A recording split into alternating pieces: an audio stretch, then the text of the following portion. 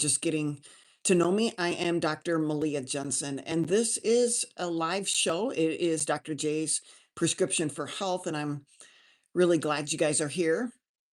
We're waiting for everybody to kind of show up. I just want to actually start out by thanking you for being here. Um, and I say this all the time.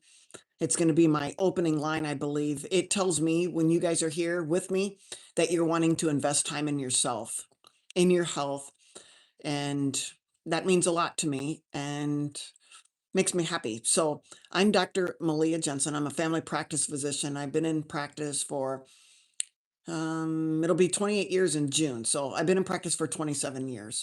And this is my co-host, Tucker. He's co-hosting from heaven and he's helping me out. So this was my special boy. He still is my special boy.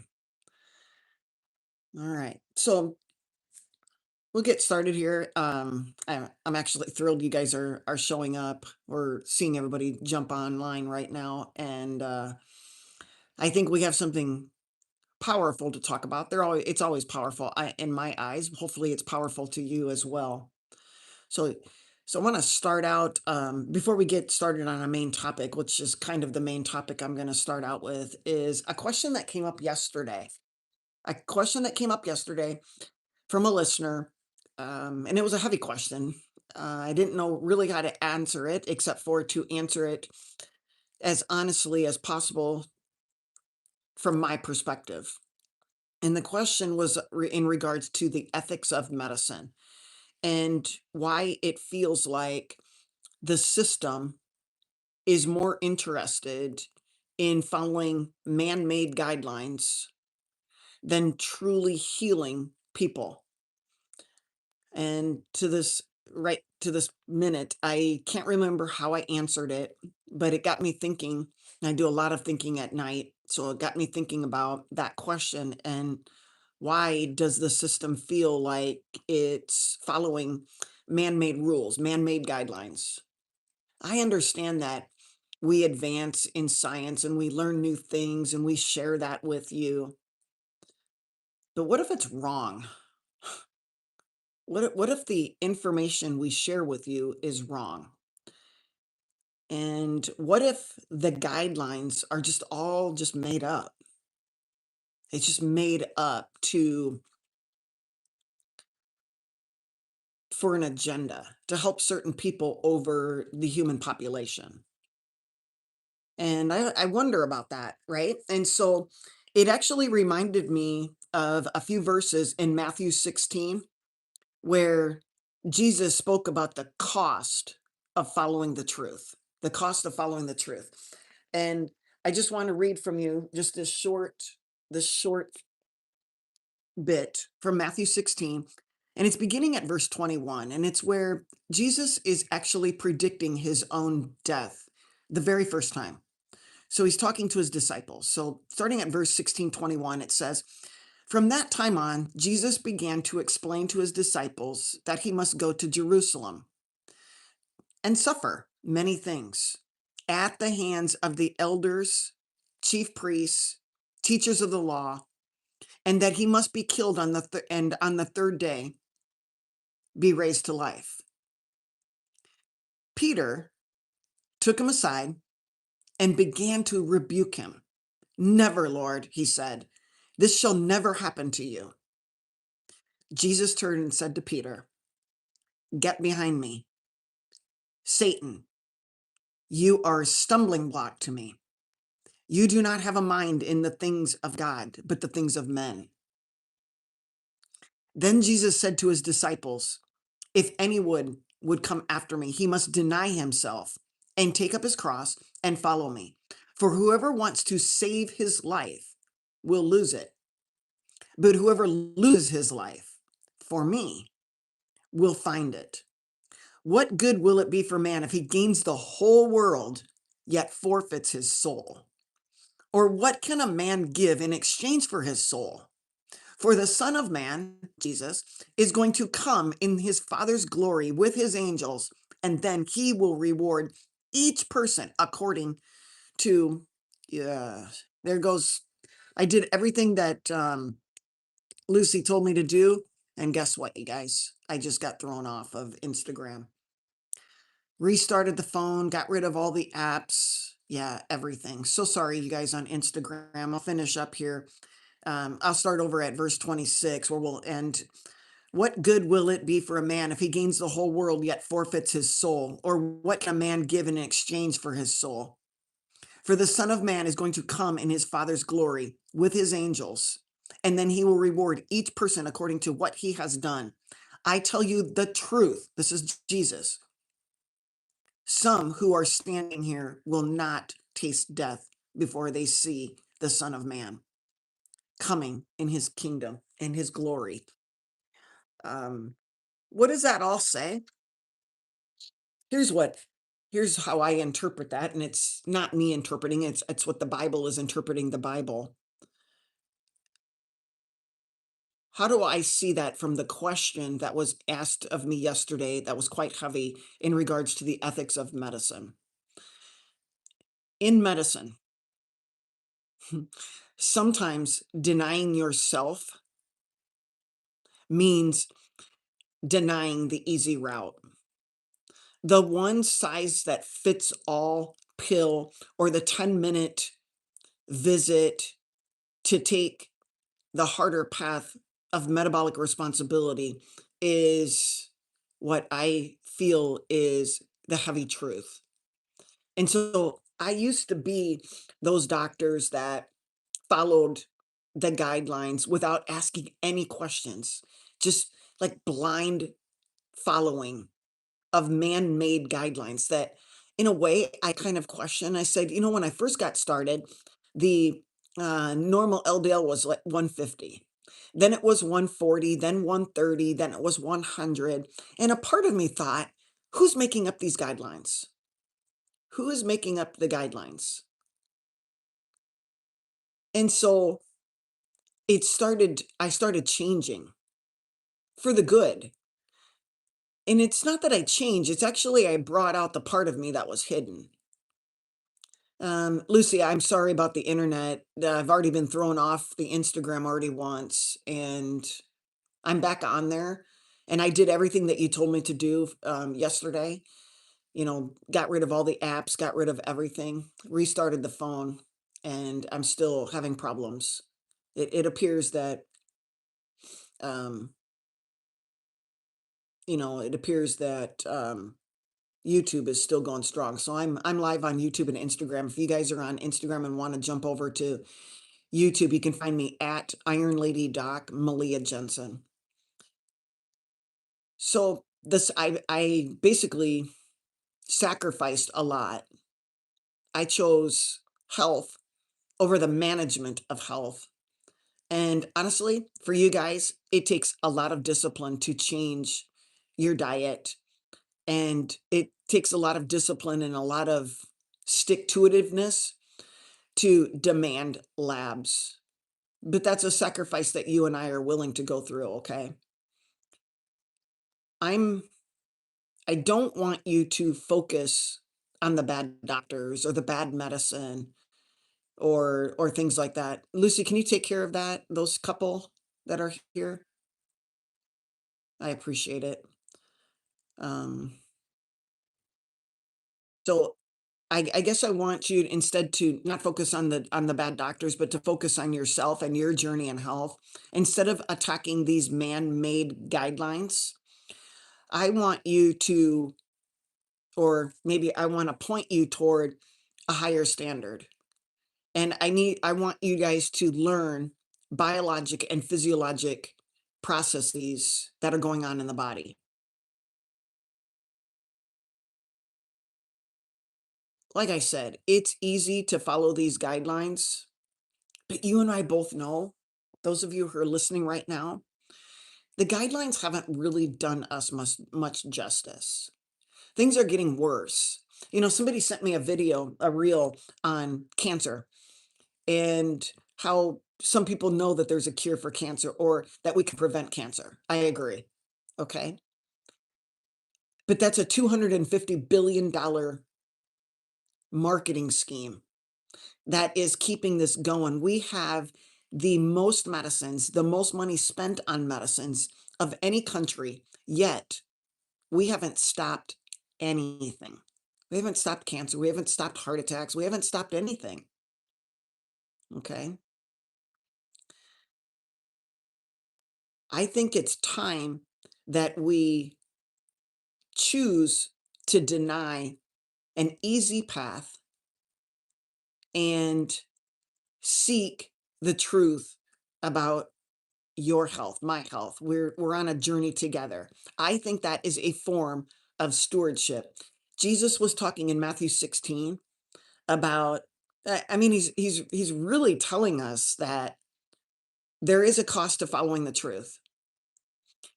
He's telling us that those people who are distorting the truth are going to one day meet truth face to face, and they'll have to take what is coming. And it's a choice. But the choice cannot be made if we are we have blinders on and we don't listen to anything else. There are a lot of providers online who tell me how bad I am, how bad a person I am, how evil I am, how I'm killing people. And I just can't believe that. Okay. Because I know what I've done in my past.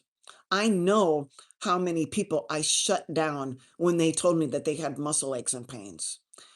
I know how many people got diabetes within 5 to 10 years of treating people certain things with certain things. I know I saw it with my own eyes. I tried to deny it. I tried to say that that can't be. I'm not doing it. I can't be hurting somebody, but I think I was. Now looking back, I followed the man-made guidelines, even though I questioned it. Like, who makes these up? Is there some like czar sitting somewhere in a desk and said, "Well, I think we're just gonna pick 100 for the goal LDL today." I mean, where did we get it? And if somebody says, "We got it from studies, we got it from a whole bunch of studies." Who did the studies? Who was paid to do the studies? Who lobbied? Who did this? Are the studies real? Are there real studies? See how I'm questioning everything.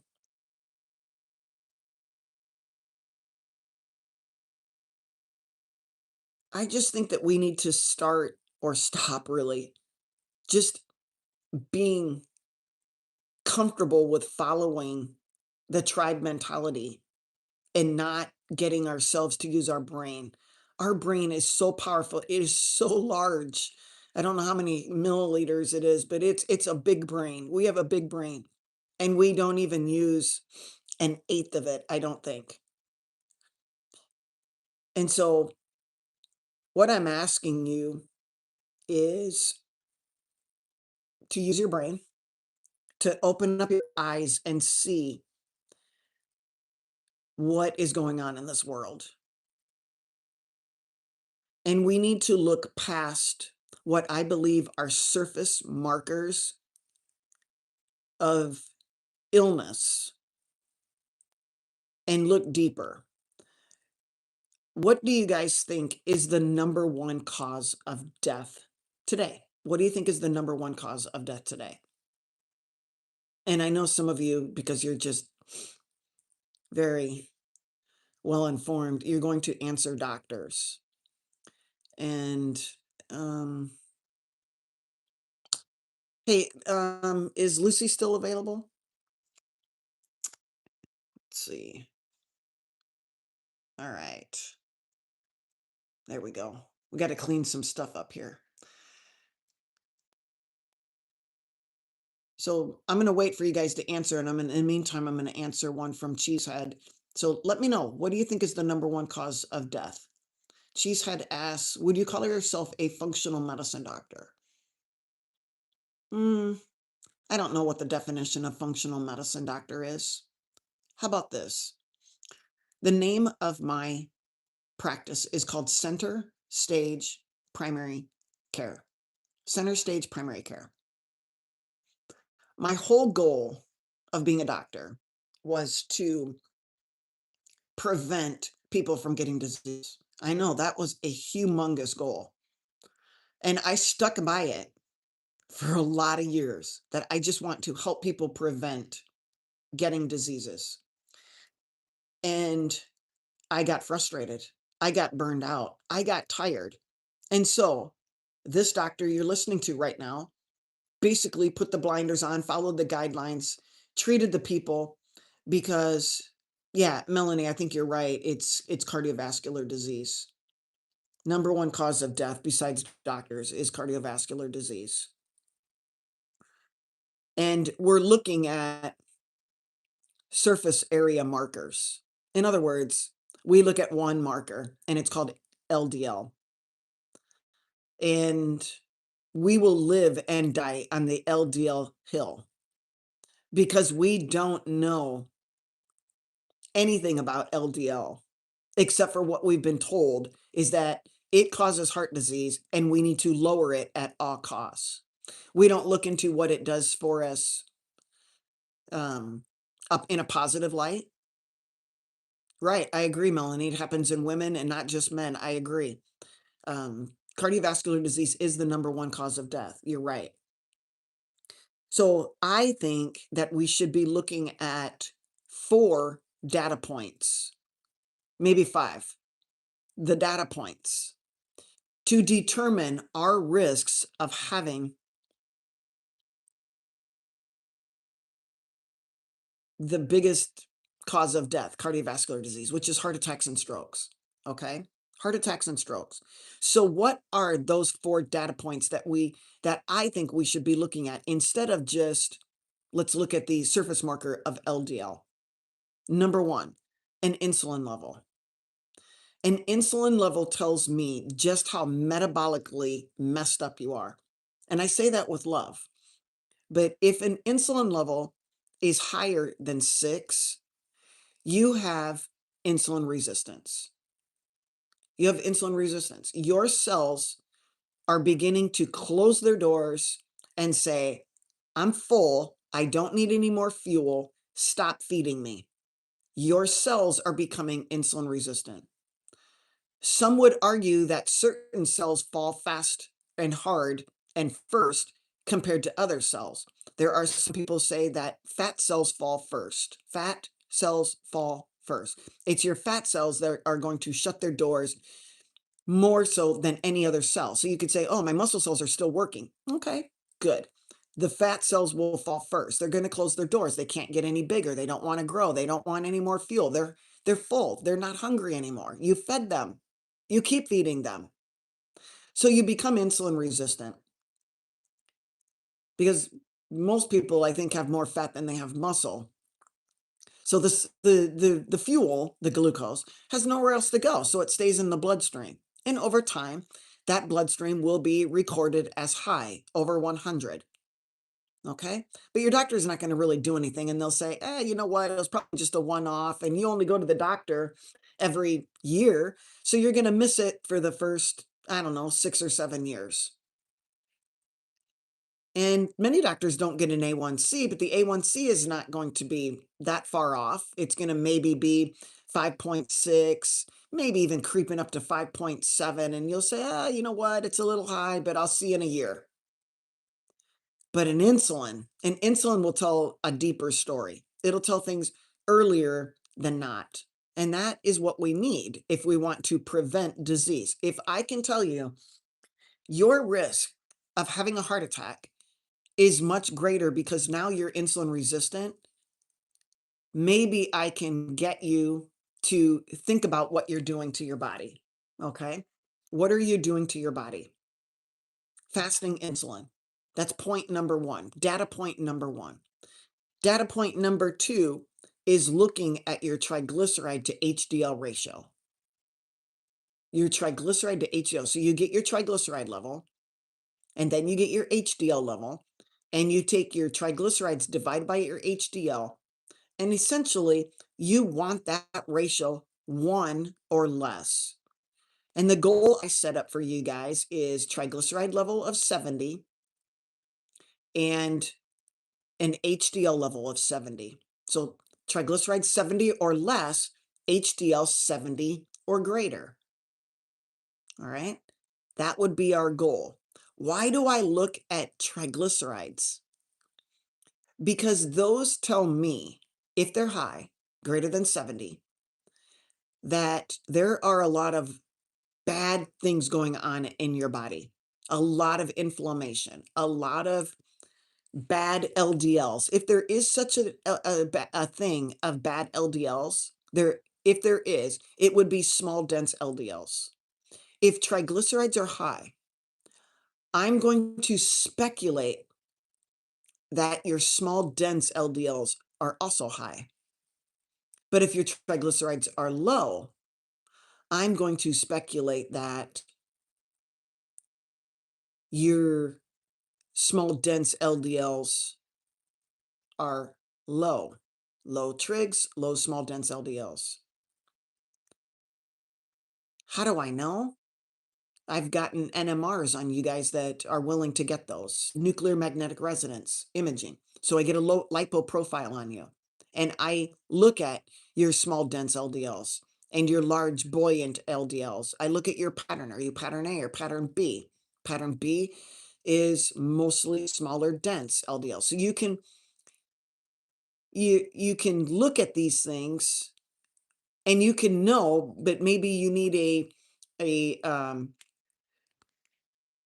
um you just need more information, right? And so there's not a lot of doctors that are going the extra mile. They're just looking at your LDLs as if your LDLs don't mean a thing. They don't help you in any way. They're all just dangerous. In fact, um, if we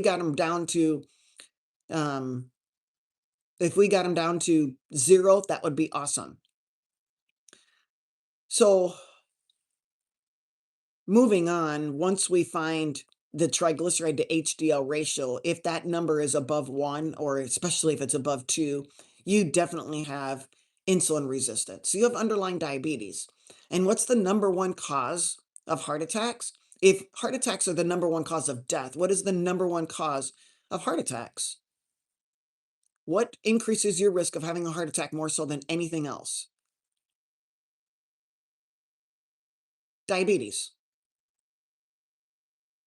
Okay. Diabetes. So data point number 3, we said number 1 is fasting insulin. Number 2 is your triglyceride to HDL ratio. Number 3, ApoB. What does ApoB mean? Okay. ApoB is a protein. Let me see if I have a piece of paper here. Okay. ApoB is a type of protein. ApoA is a type of protein. ApoA1 is a type of protein. Every LDL has an ApoB. Okay, this is ApoB. That is an LDL particle that has an ApoB, this squiggly line. It is a type of protein that has inserted itself on the membrane of an LDL particle, a low density lipoprotein, lipo, fat, and protein carrier. It's a carrier particle. Okay. All LDLs, even if they're large LDLs, small LDLs, intermediate LDLs, very dense LDLs, VLDLs, they all have an ApoB. Have you guys heard of an LP little a? An LP little a is also a type of LDL particle, a low density lipoprotein. Okay. An LP little a has an ApoB, and an LP little a has an extra little protein called and ApoA. This ApoA makes this particle dangerous at times. Let me tell you what I mean by that.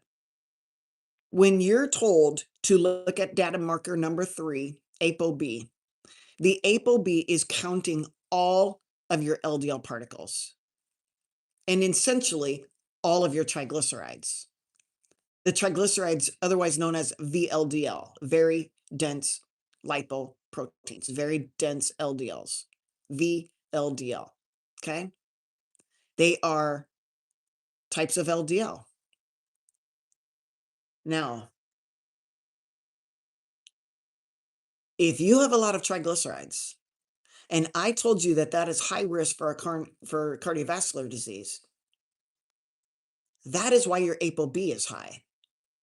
Your ApoB is counting every single LDL particle, and that includes the triglycerides. So if we just look at ApoB, it doesn't tell you anything about if LDL particles are good or LDL particles are bad. So some of you will, and I think that cardiologists and I think that lipid specialists know this, but they're not being forthright with information, because what you're hearing is my ApoB is high. I don't have to look at anything else. They took your eyes away from LDL and they put it on ApoB. ApoB. They're starting to talk about ApoA, the LP little a. They're not even mentioning ApoA1, which is on HDLs. So they're going to kick the can kind of down the road. And if your ApoB is over 100, which everybody's is, you all get on a statin. Everybody gets on a statin. Everybody deserves a statin. Okay. So measuring ApoB can be could be a one-off. And I need you guys to be careful, because you could have a high ApoB, have very low triglycerides, very high HDL, and large amounts of LDL because of what you consume in your diet. And you'll be told that your ApoB is elevated because your big, fluffy, buoyant LDLs are high. And so your ApoB will be high, and they will tell you that you need a statin. Okay. The fourth data point that I want to discuss is HSCRP, your inflammatory marker. If your data points, fasting insulin, and your triglyceride to HDL ratio is high, and your ApoB is high, and your high sensitive CRP is high, that is all, that's inflammatory, and your risk of having a heart attack is high. Okay. High sensitive CRP. You could get other inflammatory markers. You can get a SED rate. You can get a TNF alpha. You can get an interleukin 6. There's other markers you can get. But an HSCRP is something that everybody else knows. Hi, Linda. Thanks for being here. And if we're going to talk about the data point of the fifth data point, if there is a data point, to me, it would be that LP little a that we just got done discussing. That LP little a. The one with an ApoB and an ApoA. Why is it that the LP little a is now being checked? They will tell you that it is genetic, and that if your genetics have high LP little a, then you are going to have a heart attack and you should be on a statin. Do statins lower LP little a? Is getting an LP little a one time enough? Because they'll tell you it's genetic, and if it's high, and it's not going to go down. Although I've seen it go down. It's really odd.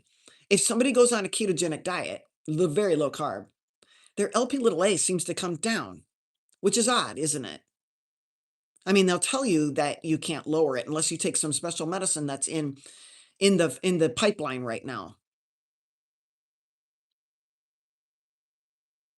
Okay? So all these things are curious to me. So why do we have LP little a? And should we get rid of it? And the answer is no, just to be perfectly honest. LP little a has a function in our body. God made us with a function of our body to have the LP little a. Because if we didn't have LP little a, we would increase our risk of having blood or bleeding to death. LP little a, the reason it's so bad in high doses is because it mimics plasminogen and it can block your body from breaking down clots. Good thing, bad thing? How about this? LP little a can increase your risk of blood clots if there's an injury that forms a blood clot. Okay? What I'm trying to say is you don't want too little LP little a because if you do, you increase your risk of bleeding. If it's too high, you increase your risk of blood clotting. But you're only going to blood clot if you have an injury. A blood clot isn't going to just show up on my hand. But if I cut my hand, a blood clot is going to show up, right? So if you prevent the injuries from occurring, then does it matter how much LP little a you have? Does it matter how much small dense LDLs you have? I'm not sure. I do know that if you have the small dense LDLs, they're very, very sticky, very sticky. And any type of injury could attract a small dense LDL from getting to become part of the plaque formation. Is it all of the plaque formation? Absolutely not. There's some, when we look at a plaque and dive in and send it to the pathologist, it's going to be some cholesterol and it's going to be some fibrin and it's going to be some red blood cells and white blood cells and platelets and all of these things. Okay? It's going to be all of these things. Yet we are just treating one of those things. Okay? And Melanie, you could well be right. The reason why we're hearing so much about LP little a is because big pharma, there's a drug companies that are making a medicine to help lower LP little a. Okay. So think about this, you guys. We need LDL. We need LDL for our immune system to help us make hormones, to make cell membranes. Yet we've been told that we don't need LDL. And the same thing is going to happen with LP little a. You don't need it. They'll disregard HDL. They'll tell you know what, it means nothing when it really does because it's a carrier protein. All right. But this LP little a is a very curious thing. I don't think that we should live in fear of the LP little a and what it can do. The goal, I believe, is to stop the endothelial injury. Okay. If a clot never forms, then LP little a doesn't matter much. So endothelial injury is where it's at. And I can't believe that anybody would deny this. Those of you who will live and die on the hill of statins don't know the mechanism of how a statin works. I don't believe. Okay? You don't actually know the mechanism of how it works and why it was developed. We don't know the ramifications of blocking normal biologic pathways in our body. We're not thinking about it. Okay.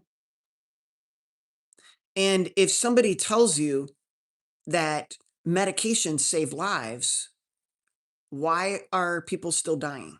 It seems like it would all be said and done and no heart attacks would be here. We'll just put everybody on a medication and there'll be nothing to worry about, right? We could just go about our day and we can smoke and drink alcohol and eat sugar and have high insulin and get inflamed, breathe in all of the heavy metals, um, drink out of plastics and get nanoplastic toxicity, all of these things. We'll just keep doing it. We got the medicine for it. Or do we steward our body like I began this show with finding out the truth? If you're okay, and I am too, with this scenario, if you feel that LDL is the cause of your heart attacks and you know all of the side effects and somebody has given you informed consent in regards to everything, the pros and the cons, and you choose to take said medication, I'm very respectful of that.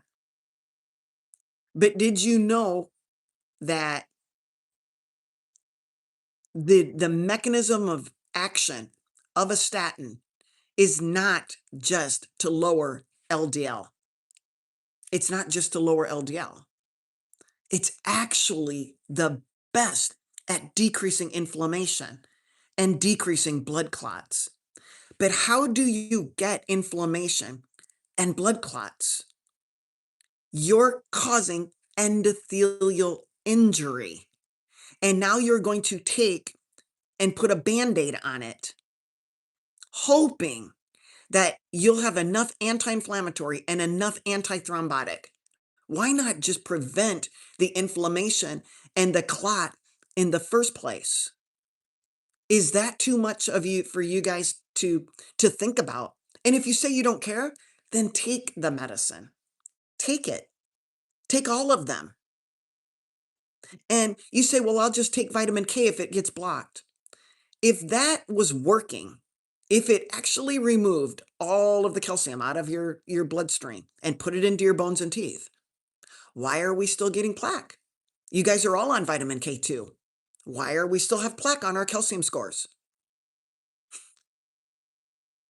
And it's just these little things that you just, you get into the tribe and you'll die on with that tribe. You'll die with what they're saying. You don't even want to think.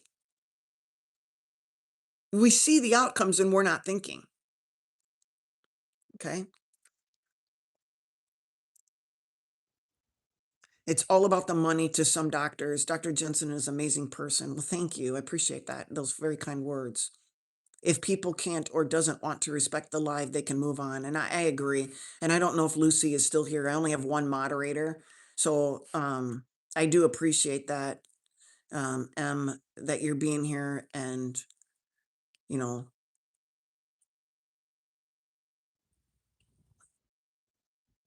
let's see. I was on a statin for a short period of time. Once my cardiac issues somewhat calmed down, I was able to be taken off of it. I also went through cardiac rehab to help my situation. Oh, hi, Mandy. Thank you. Thank you for being here. I've heard a lot about you, and I don't know if you remember me. So I remember you when you were very small. Yeah. Hi. Okay. I'm trying to reach back.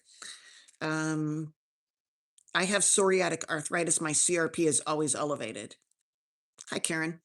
Karen, why do you have psoriatic arthritis?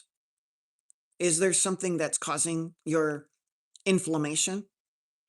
Could it be smoking, alcohol, sugar, insulin, nanoplastics, polyunsaturated fatty acids, heavy metals? Could it be any of those things? Something caused it. And I probably wouldn't say answer as in genetics. We have to feed genetics. You have to feed it.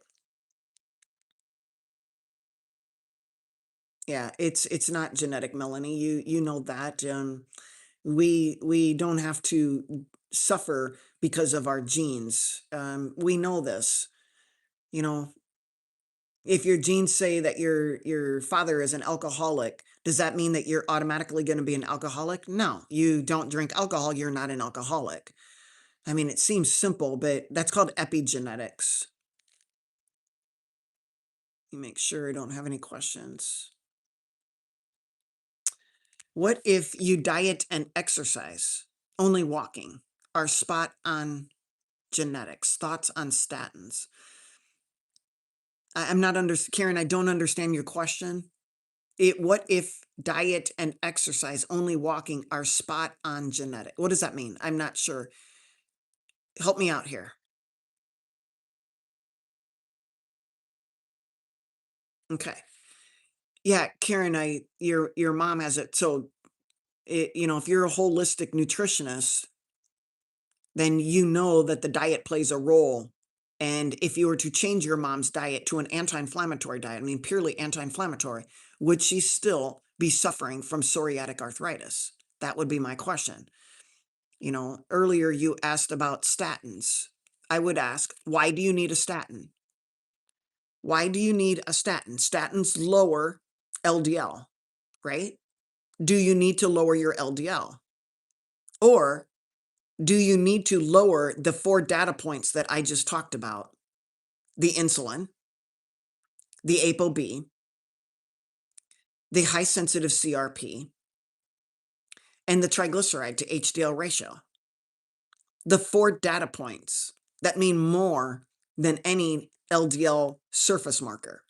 And then if we add in the 5th, it would be the LP little a. And after telling you about the LP little a, how do you move forward with that information? Will you continue to eat the way you eat, drink the way you drink, smoke the way you smoke, no exercise, eating processed foods, seed oils, and sugar? You could continue that. And then what are my thoughts on statins? Maybe you should take them. But I thought you said it causes diabetes. Yep. And that's the number 1 cause of heart disease. And I thought you said it can lead to dementia. Yep.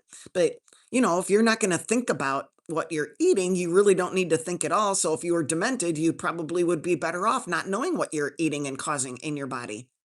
I mean, right? I mean, think about it. So does it really matter if you don't want to make changes? Does it matter if you're demented or not? I mean, it's kind of a sad way to look at it, but I mean, it is brutally honest. There, there is one thing that I just want to make clear that I think people get messed up with. And here's the scenarios is when we hear ApoB, pattern B, ApoA, pattern A, ApoA1, I think we get mixed up. And so it's time for a little bit of definition. An ApoB is exactly what I told you here. An ApoB or here is the squiggly line. It is a protein. It's ApoB protein. And it is on every LDL particle and every VLDL particle. Okay. Every IDL particle, intermediate density lipoprotein. It's on all of them. ApoB and pattern B is not the same thing. Pattern B on an advanced lipid test tells me it tells me your particle size. A pattern B will be smaller particles, smaller dense particles. I don't know if I like to see pattern B. Now, ApoA is that protein. That is an ApoA protein. ApoA protein is not the same as pattern A on an advanced lipid test, okay? And ApoA is found on a lipoprotein LP little a. The A is the ApoA. Pattern A on your lipo profile is large buoyant LDLs. The LDLs are going to be larger in that pattern. Now, what is an ApoA1? Not to be confused with ApoA and not to be confused with pattern A. And ApoA1 is found on HDLs. Okay? And HDLs are somewhat of your good guys. Okay? They're needed to basically be the cleanup crew. HDLs are the cleanup crew. All right. So that was just a little bit of definition going on. So we know what we're dealing with. All right.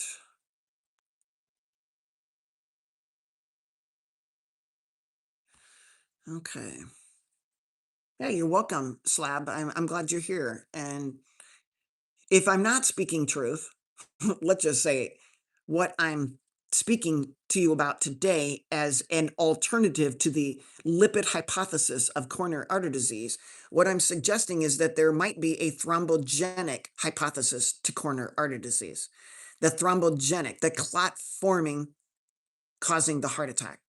Or is it just a combination of both, which I definitely can get on board with? Because if you have an injury to the endothelium, you are going to attract things that patch it up. And if small, dense LDLs are very sticky, they're going to be a part of that plaque. And that's initially a soft plaque. And if that clot breaks loose and it goes someplace like the heart or the brain, you get heart attack or brain attack, otherwise known as a stroke. If LDL was the only thing that was causing heart attacks, and you have to go as low as possible, what that doctor is saying is, I'm going to lower all of the large buoyant LDLs. I'm going to lower all the medium intermediate density LDLs, and I'm going to lower all the small. I'm going to wipe them all out. And you're going to live a long, happy life. You don't need a brain. You don't need myelin tissue. You don't need any fat wrapped around your nerves, your nerve conduction. You don't need that. You don't need any fat for your brain because, well, you know what? Your brain just makes it. It makes its own. Okay, as long as you're not on a statin. Okay. Oh, but I don't take the ones that cross the blood-brain barrier. Okay, so now you're not going to have any CoQ10, which the brain needs. You're not going to have vitamin D. The brain needs that. You're not going to have any K2. The brain needs that. So you're going to just all across the board lower LDL down to 0 or 20 or 30 or whatever your goal is, man-made guideline. And you're going to continue having diabetes. You're going to continue having insulin resistance. You're not going to look at any of the environment, any of the metabolic environment. You're going to put all of your chips in the LDL pot and pray for the best. And I would say, good luck. Good luck. That's all I mean, what else can I say? What else can anybody say?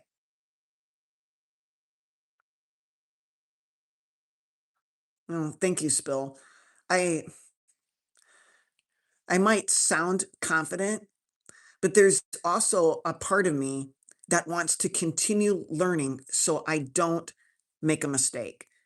I want to be confident. And the reason I'm confident is because I'm actually confident about thinking. That's why I might sound confident. I feel confident about using my brain, like wondering what else could be going on. It can't just be one thing. Okay. Cheesehead asks, what are your thoughts on 16/8 fasting? I I mean, if you want to 16/8 fast, that means you're going to fast for 16 hours and eat food during an 8-hour time period. It might work for Cheesehead. If it works for Cheesehead and Cheesehead is gaining muscle, Cheesehead is sleeping well, Cheesehead is not ill, and Cheesehead is living the life, running, skipping, and drink and singing the happy song, skipping down the street, then 16/8 is the way to go. But for others, a 16/8 might not allow them to get in enough nutrition. They might not be getting it. Yeah, but I eat a half a pound of meat and I eat 4 eggs. Well, if that's all you eat in a day, I can guarantee you that you're malnourished, even though you picked the ultimate sources, proteins and fats that will get you to thrive and survive. But maybe it's just not enough and you're just surviving. You're just making it day to day. You're not building on anything.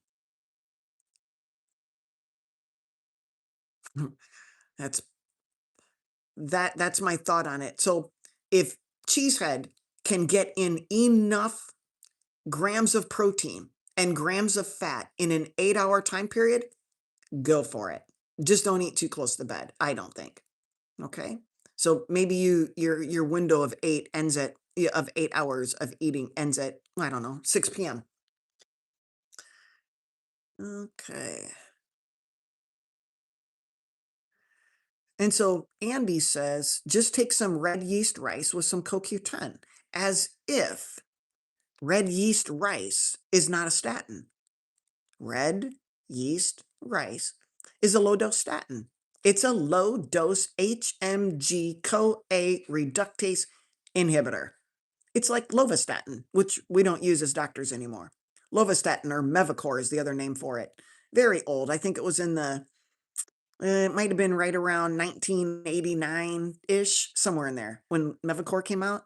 I think it first came out by Park Davis, and that was bought by Pfizer. Park Davis became Pfizer. Is that correct? I think so. It's a long time ago. I'd have to review that. So Andy just says, take some red yeast rice, because Andy believes that LDL is the problem, or else he wouldn't have suggested just taking some red yeast rice. So you're going to die on the hill that LDL is the problem. You're going to take your low dose lovastatin that who knows what's in it. I mean, all of the heavy metals and all of that grew in the ground.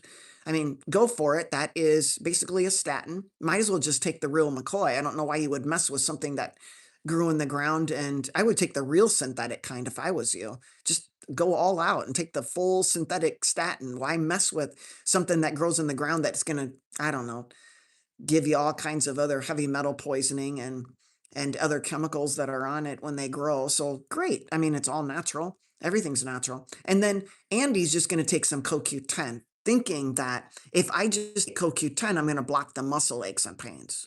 Okay. If that really works, and hopefully you're not over the age of 50, because taking CoQ10 over the age of 50, you'll never be able to break it down. You really need to take ubiquinol. So maybe you should put a CoQ10/ubiquinol, because that would be the better thing to advise people to do. And then while you're at it, if you're going to take that red yeast rice, which is basically an HMG CoA reductase inhibitor, I really think that you should tell the people to take some vitamin D, and maybe take some vitamin D3. And then while you're at it, you probably should take some vitamin K too. Okay. And make sure that you get the MK4 version, because the HMG CoA reductase inhibitor actually blocks the MK4 version of the vitamin K2. So make sure that you're telling them that, because you're doing really good right now starting out. So that's good. There you go. Thanks, Andy. Andy just added some vitamin D3 and K2 to the program, but make sure that K2 has a little slash or a dash and it says MK4. There, that would be better. And then what about the isoprenoids and the dicols? How are we going to add those, Andy? Because that mevalonate pathway has more than just what you're talking about there. I think that we should maybe all look at the mevalonate pathway and see exactly what the HMG CoA reductase inhibitors are actually blocking. All of the natural biologic processes in your body on the mevalonate pathway. Just go for it. Let's all just study that mevalonate pathway. So we are in tune all together on what medications do to us. They block pathways. And so we're on the topic of statins right now. And so we should really give you all informed consent. Okay? Now, what if you what if this is a great question, you guys. I want you to hear me out here. Let's say that I'm partially right. Let's just say I'm right that there is a thrombogenic hypothesis to coronary artery disease. And we lower LDL to 0, like all of you guys think that we should do, or some of you think we should do. Sorry about that. I don't want to paint a broad brushstroke. If that were the case and we lowered LDL, how did the LDL now get into the plaque? From here on out, you're taking a medicine that's lowering all the LDL. And then let's just say you died and you had a heart attack, and then your family asked for some sort of a autopsy, and they dissect out your arteries, and then they see in the plaque there's LDL or there's cholesterol. How the heck, if you lowered it all, because you either take the statin or you don't take the statin, it doesn't like build up in your system. It's either going to block the mevalonate pathway, or when you take it away, it's not going to block the mevalonate pathway. You can't just have both things. It doesn't build up and do its job over time. If you stop it within 24 to 48 hours, you're not no longer blocking the mevalonate pathway. And then you start making cholesterol. Just like that. Just like bing bing. But if you're on these statins, you've never missed a dose. Go lay down. You've never missed a dose. Yet when you die, we do an autopsy. Hold on, you guys. I just got thrown off of Instagram again.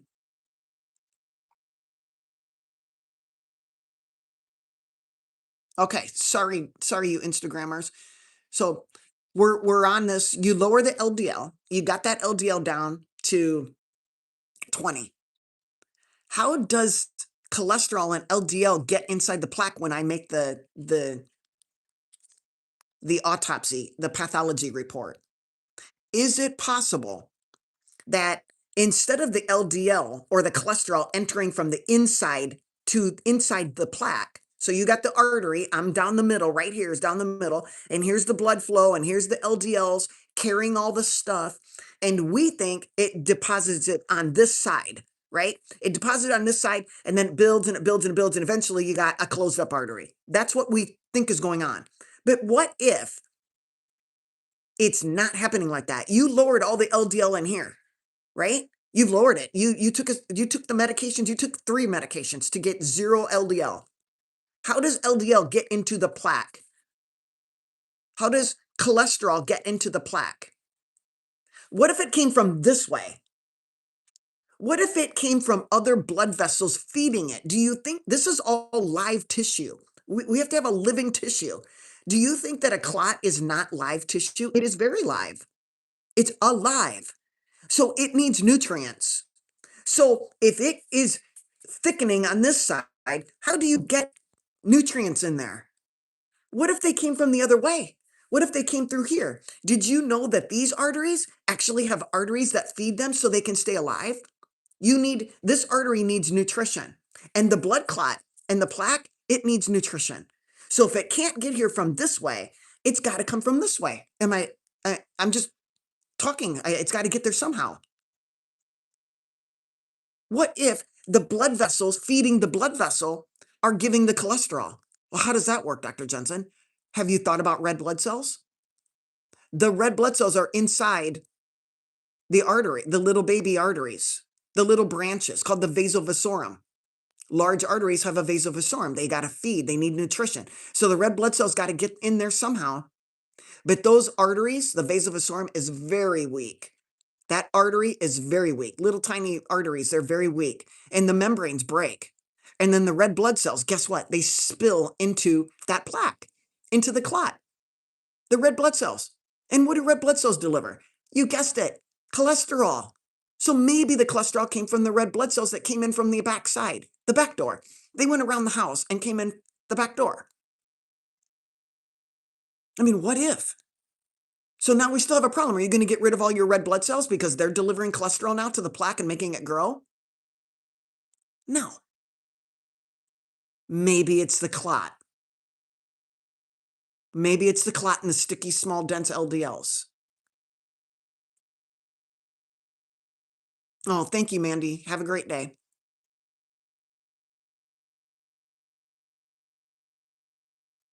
I know. It's a great question, right? What do we eat, doctor? What are we going to eat then? Well, if you're not scared of saturated fat, then you can still eat saturated fat, right? Because saturated fat didn't like go down your mouth tube, down your esophagus, and then jump ship and dive into your coronary arteries. It just doesn't work that way.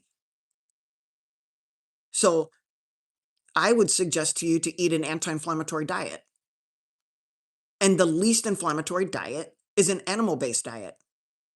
Plants are highly inflammatory. All plants, not some plants, not a few plants, all plants. They're inflammatory. So if you're afraid of saturated fat and you don't want to eat animals, then I would suggest that you don't eat any coconut and don't eat any avocado because there's more saturated fat in those two plants than there is in a ribeye steak. And honestly, the ribeye steak maybe has 40% of saturated fat and a ton of monounsaturated fat. Ton of monounsaturated fat. So I don't know if your doctor actually knew that, but it's true. And is coffee bad? Well, coffee is actually really good. Do you think? I mean, I like to drink coffee and it is a plant. Is it inflammatory? Absolutely. So you're choosing to add one plant, like me, into your diet and it's inflammatory. So Andy asked, so then a vegan diet? Absolutely not. I would never do a vegan diet. A vegan diet is all plants and it's very inflammatory. And plus, I would have to take a bunch of synthetic vitamins and minerals in order to supply the vegan diet, to supplement it. Supplement means that the food didn't have it originally, so I got to add it to it. If you just eat an animal-based diet, eating nose to tail, you don't have to supplement with anything. I like that idea. No synthetic chemicals in my body. But of course, you must eat plants, even if you're on an animal-based diet, because they eat plants. So do I eat plants? Absolutely, as long as it's filtered through a cow, a bison, buffalo, sheep, lamb, deer. I eat plants. And I drink coffee, a plant.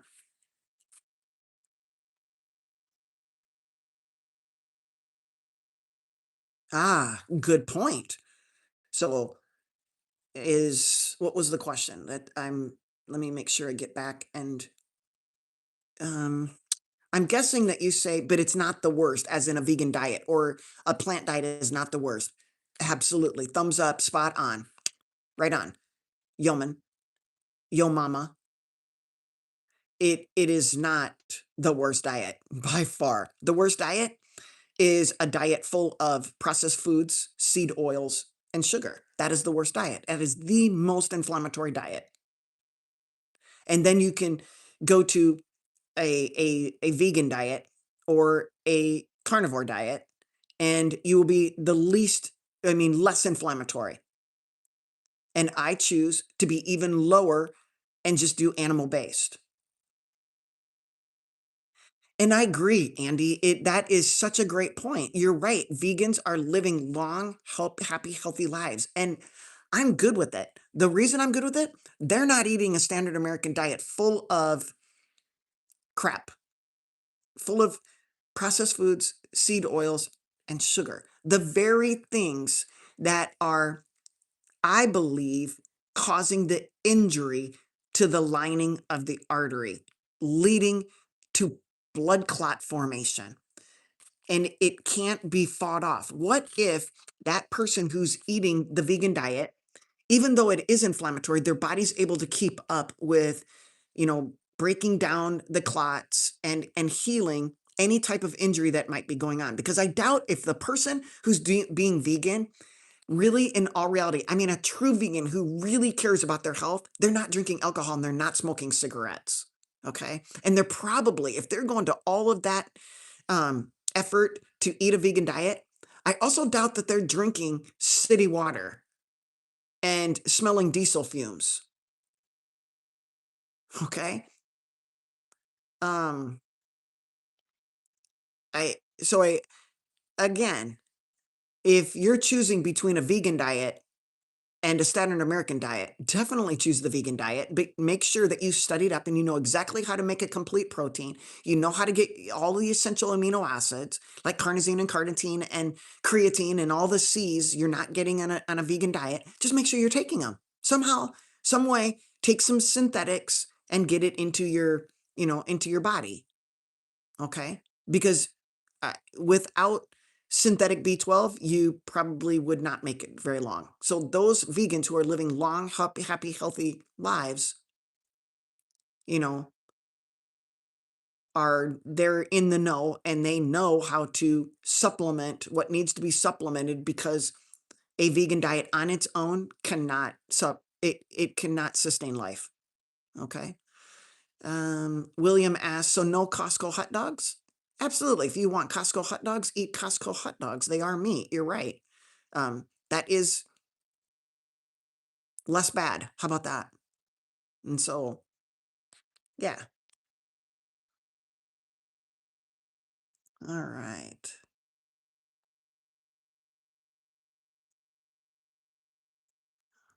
Okay.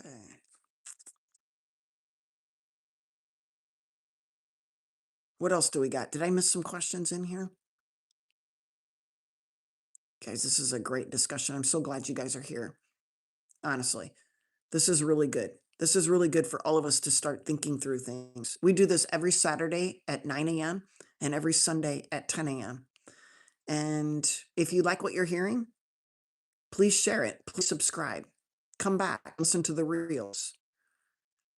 Cheesehead says, what about the MK7 version? We get Little Sun in Wisconsin. That's what my doc wants. I would get your levels checked. I would get all of your levels checked. I think that we need to be very careful, Cheesehead, when we check people's insulin levels. So if that doctor in Wisconsin says, I think you should take vitamin K2, MK4, MK7, let's just say that let's just get a bonus version. Did you know that if you have insulin resistance at the same time, that no matter what you take, the MK7 or MK4 version, it won't work? And I need you to be perfectly aware of the fact that we have natural enzymes that convert the MK versions of K2 into their respective parts that are needed. Okay. There is, I don't know if I have, so I can explain this to you, but vitamin K. All right. When statins block the mevalonate pathway, we talked about K2 not being produced, vitamin D not being produced, CoQ10 not being produced, heme A, we didn't mention that one. There's another one, heme A, which helps with your sex hormones. The GLUT4 is not being produced. And there's something called an FPP, phenyl pyrophosphate. Okay, FPP. And there's also something called GGPP. These are isoprenoids, and I did mention it, I just didn't mention the name. So during the mevalonate pathway, we have these isoprenoids that are produced. And vitamin K2 is needed for something called MGP. And MGP is needed to get the calcium out of the arteries and get it into the bones and teeth. Without MGP, you can't do that. It is the most potent inhibitor of calcification. And so you know that vitamin K2 draws calcium out of the arteries and into the bones and teeth. But if these isoprenoids are not present because we've blocked them, then we've just caused plaque formation by building up calcium in the soft tissues. Okay. Now let's just say you're not on a statin. You've decided against them. The same process is still going on. All right. We want that mevalonate pathway to be producing all of the things that we need. But if we have other chronic diseases like insulin resistance, then those pathways don't work very well either. And so you just taking vitamin K2, it needs to be converted into these MGPs and GGPPs. There isn't just, I take vitamin K2 and it's the thing that does it. No, it has to be broken down into a version of the MGP, right? The matrix GLA protein. It's a protein. The MGP is a protein that is needed in order to be the potent anti-inhibitor, drawing the calcium out. It isn't K2 itself. So if you have insulin resistance, this whole process does not work. You can't give a K2 and expect that the enzymes in your body are going to work to break down the K2. I know it all sounds complicated, but we think that just by popping some pill, it's going to actually work in our body, that you could take CoQ10. And I just told, you know, whoever it was, Andy, or I don't know, that, oh, they said just take some CoQ10. Well, if you can't break down CoQ10 in your body because you don't have the enzyme to break it down into the usable form called ubiquinol, then why are you taking CoQ10? It's a waste of money. All right. Can you reverse soft plaques versus just transforming it from soft to calcified? Yes, I believe we can. But you have to take away the injury, Rich. You can't expect your body, if this is the inner lining of the artery, and I keep cutting the back of my hand, the inner lining of the artery, there isn't enough emergency personnel to come to the rescue in your body to fix the cut if you keep cutting it. So the only way that you can get your body to reverse course and get rid of and reabsorb or dissolve the clot and allow your natural God-given body to work, you have to stop the injury. The chronic injury is the problem. The chronic smoking, the chronic alcohol, the chronic sugar, the chronic insulin, the chronic PUFAs, polyunsaturated fatty acids, the chronic heavy metals, the chronic nanoplastics, the chronic diesel fumes, whatever it is that's causing the injury, if it remains, your body is going to have a very hard time reabsorbing that clot. And if it's there long enough, it is going to get calcified. If you take a statin, it's going to get calcified even faster. That's why your calcium scores go up when you go on a statin. And you might think that that's a great idea. Let's just calcify it all. Can you calcify it all? Are you calcifying it to the point where it's plugging up the artery completely? But what about the backside of that clot? You know, you're inside the artery and you plaque, and then close. Or, is it plaque? And then what's happening over here? Are they building more soft plaque? Usually, you don't stop blocking blood flow until this area is 70% narrow. That's what statistics say, that you have to have had a plaque of 70% narrowing to start causing a blockage of blood flow. And if that takes so long, do you think that our blood vessels aren't branching out new arteries? They are. They're making tree branches. They say, uh-oh, I can't get through this area. I'm going to start tunneling in different directions. So that's why you could see somebody with 5 vessels blocked 100% and have absolutely no damage on the rest of the heart muscle because of collateral blood flow. That means they branched out and started feeding the muscle before it died. All of that is growing. Blood vessels grow. We have live tissue in our body. Now, for the person who says, yeah, but doctor, if I would have taken a statin, I would not have had a widowmaker, meaning a blockage in the large artery of your heart. And that widowmaker started at 34 and you had a heart attack at 35. Why? It was not plaque. It was a blood clot. It was a blood clot that caused that heart attack. It was unstable. You didn't have enough time to calcify all of that plaque. 34 years? Nah. But something caused that injury. Most injuries will occur wherever it's turbulent. So they will occur at a fork. Okay, that's where most of the injuries occurred. If I want you to think about something else. They'll say that the statin saved their life. The only way the statin could have saved the life is if it was actually antithrombotic. But it's not antithrombotic. It couldn't have, it didn't do it. It couldn't have, not even your body could have messed up that plaque or messed up that soft plaque or, yeah, soft plaque, the clot. If our body could have fixed it, it would have.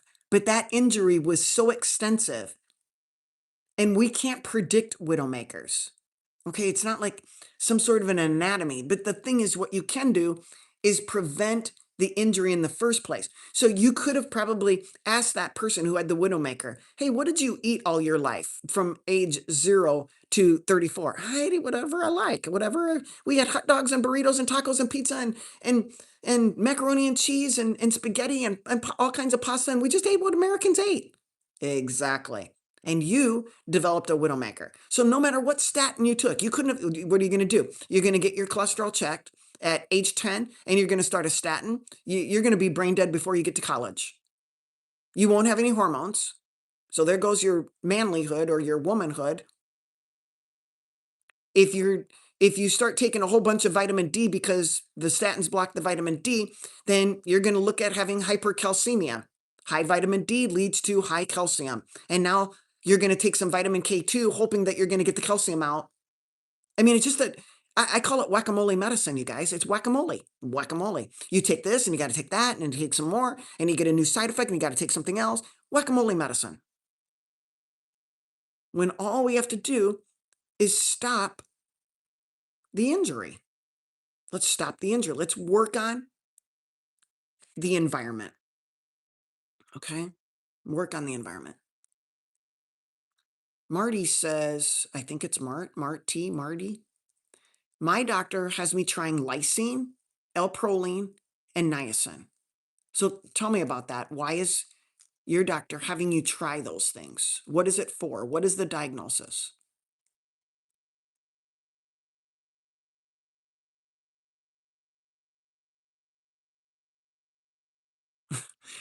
Okay, so Marty is saying this is maybe Marty just jumped in and didn't listen to the whole show, but Marty is saying to address plaque, I'm going to take lysine, L-proline, and what was that other one? Niacin. Okay, 63% in one artery. Okay, Class A quality plaque. What's that mean? What is Class A quality plaque? Very healthy in all other systems. Are you sure? Are you sure about that? Blood pressure, sugar. But I inherited the crummy lipoprotein A. So that person, Marty, thinks that their LP little a caused their plaque formation. No, LP little a doesn't cause plaque formation. LP little a causes clots. Clots. So no, your LP little a is not the culprit of your 63% one artery. I don't know how old you are, but it's been years building up. And so what does lysine and proline and niacin do to LP little a? Why is that the treatment for your 63% one artery? And have you had an angiogram? Do you have collateral blood flow? Do you have dead parts of your heart? Are we just going to settle with we're be good with the lysine? You're just trying it. You're like in an experimental project. I don't understand when you say, we're going to just try this.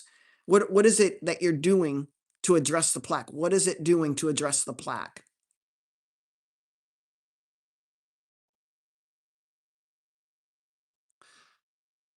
Okay, so you go to a functional medicine cardiologist, but explain, tell me, help us learn, Marty, help everyone learn. Rich says, do you consider 5% stenosis in the LAD, coronary artery disease, with a zero score? Do you consider 5% stenosis in the LAD, coronary artery disease, with a 0 calcium score? Well, yeah, that's coronary artery disease. You have some calcification in there. It picked it up. You have 5% stenosis. So by definition, you have coronary artery disease. I mean, you looked, they found it, there you go. If you had not have looked, it wouldn't be a diagnosis, but they found something, it could be 1%, and then they would say you have coronary artery disease. I mean, it's just by definition. Kern says, can you reverse type 2 diabetes? Yes. Type 2 diabetes is carbohydrate toxicity. You have an overdose of sugar. You have an overdose of insulin being secreted. So, how do you reverse it? You get rid of the toxicity, which is the carbohydrates. You are intoxicated with carbohydrates. If you remove the carbohydrates, you remove the type 2 diabetes. It's a diagnosis of type 2 diabetes is made by a diagnosis of A1C over 6.0. Okay. How do you drop your A1C? You drop your sugar. How do you drop your sugar? Stop eating carbohydrates. I practice online.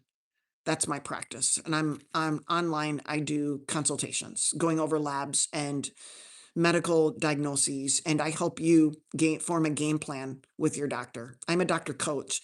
I do not provide medical advice. This is for information purposes only. I'm trying to get you guys to open up your brain and and work.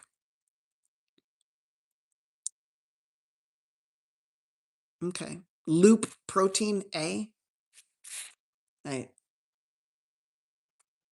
having trouble with your loop protein A, fluffy large particle plaque. Keep it from increasing. Okay. Make sure I don't have any. So lipoprotein A.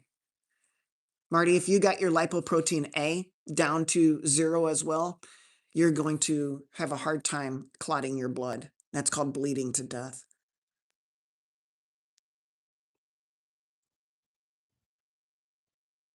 Andy, I agree with you. There is a correlation with people with gum disease. Why? Because it's bacteria.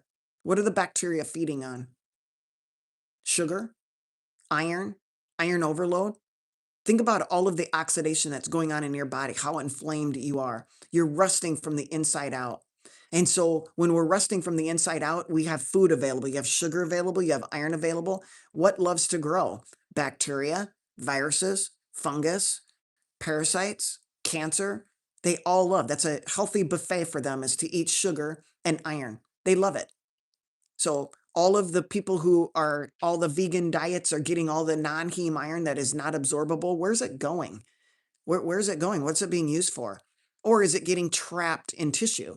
Is it getting trapped in tissue, can't be used, and causing rusting, oxidation, pure and simple oxidation? So the people you might be enjoying the life, and then all of a sudden, it's time to go to Jesus, just like all of us. What is the best way to increase HDL? Exercise, like resistance training and high intensity interval training, as well as saturated fat. Saturated fat will increase HDL. The statin really tanked my HDL. It'll tank everything. You take a statin, it'll lower everything. Will it go back up the longer I'm off the statin? It'll go up. Yes. You'll start making LDL. I'd like to, or HDL. I would love to know what your triglycerides are. When triglycerides are high, HDL is going to be extremely low. There is very rare genetic disorders where the triglycerides will be high, the HDL will be high, the LDL will be high. Then we got a problem. That's a totally separate situation that is deep, too deep for going over it right this minute. It's first we need to get the basics of the most of the population in what happens. And if the population has high triglycerides, the population will have low HDL. Okay.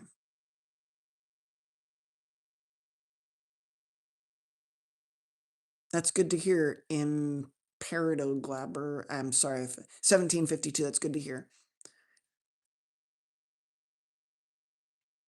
Yeah, Susan.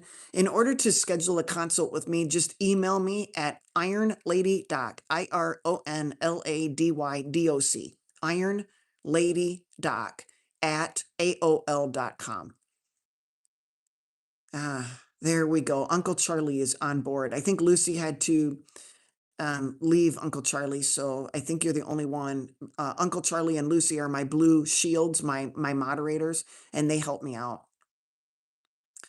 Andy says, how do you break down plaque? We allow our body to break it down. We allow our body to dissolve it. Okay. I have seen plaque regression in people who change their diet from a standard American diet to a ketogenic diet.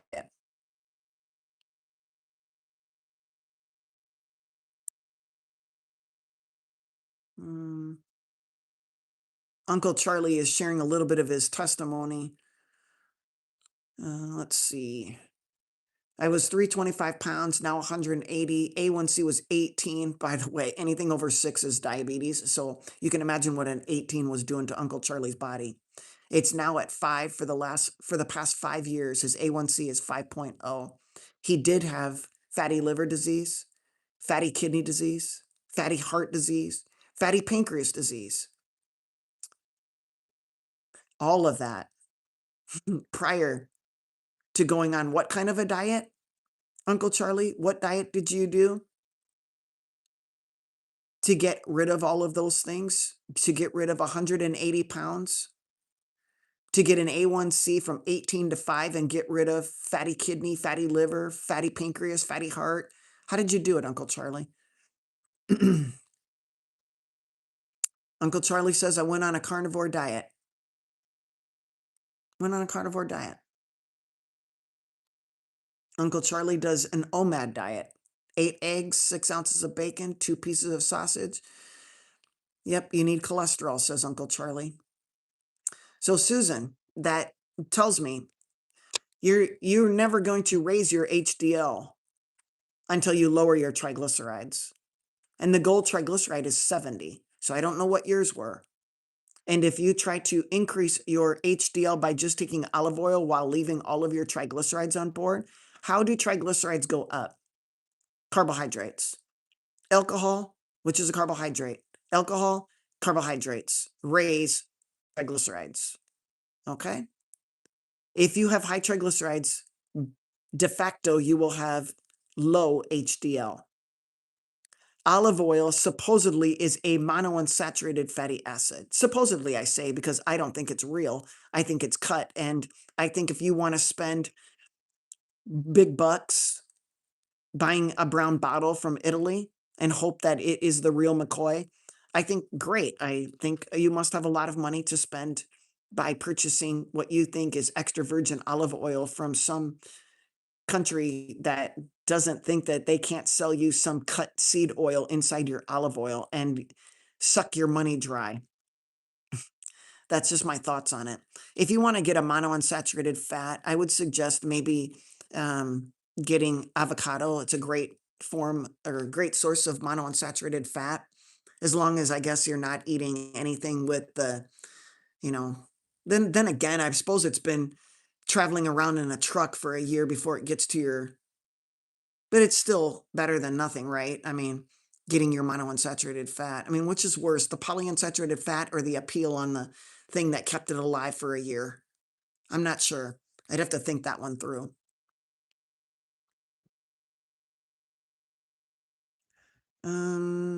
Andy had a 90% blockage of the RCL. I think Andy meant the RCA, the right coronary artery. It's the right coronary and the LAD, the left anterior descending, and the circumflex, the largest arteries. And so Andy had a 90% blockage of the RCA, the right coronary artery, got a stent. So you got a stent and doing well 24 years later. Stopped taking prescription statins years ago. So I'm guessing you changed your diet because 24 years is a long time for a stent not to be replaqued. Wherever you have an injury and then you stent something, now you've set it up, or a cabbage, a coronary artery bypass graft. Now that injury is at very high risk for a secondary incident episode.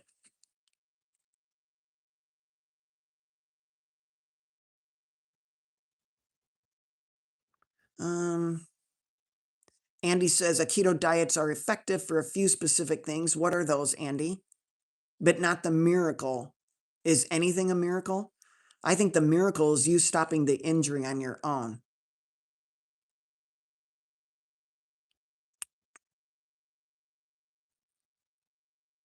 All right, Uncle Charlie, I'll take care of this one, okay? All right.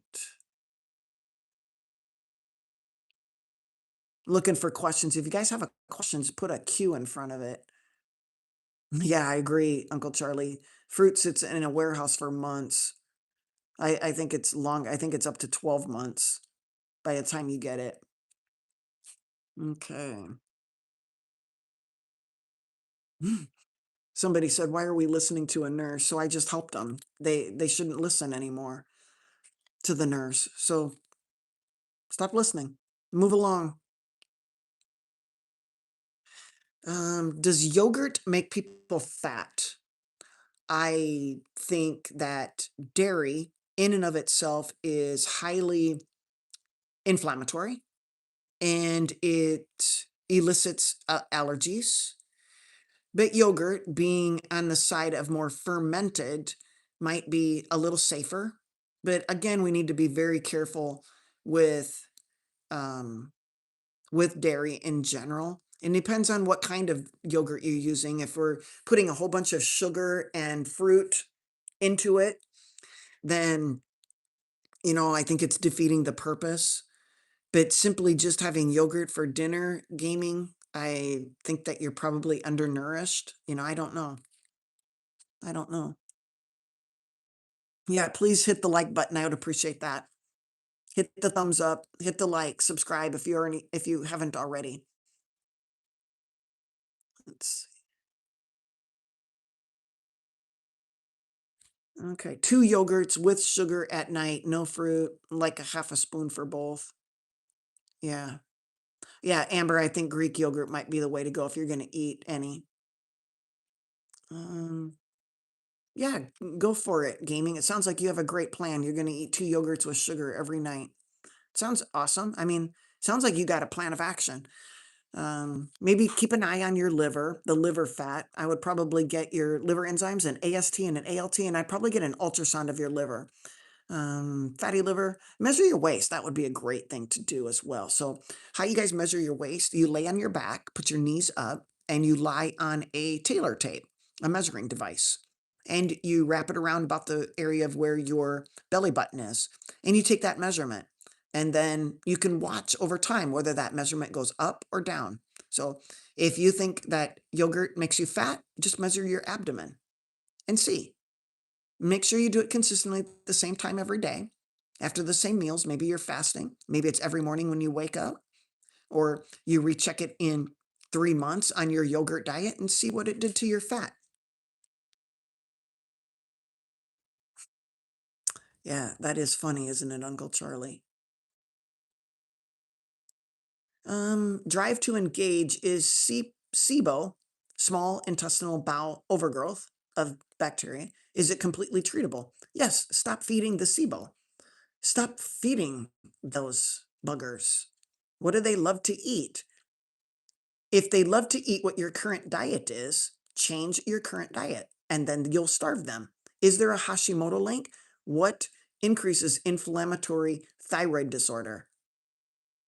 Maybe whatever you're eating is causing the Hashimoto link and the SIBO link. And so if you're eating something and not exercising and drinking alcohol and not sleeping, then do the opposite. Sleep more, eat less of what you're eating, exercise, do the opposite, and see if your things get better.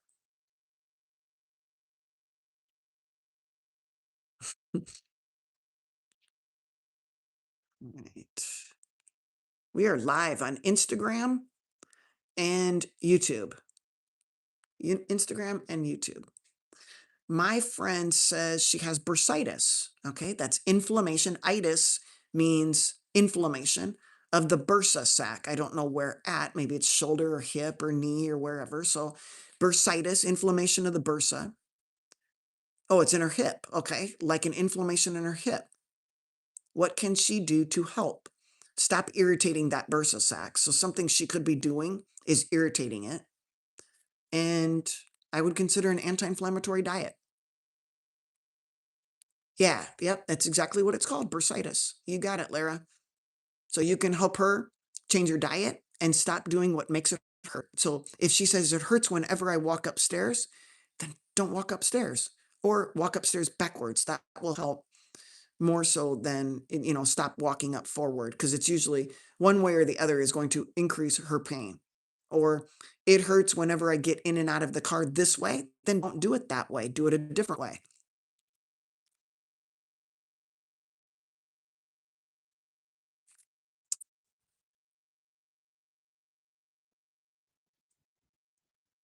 Okay.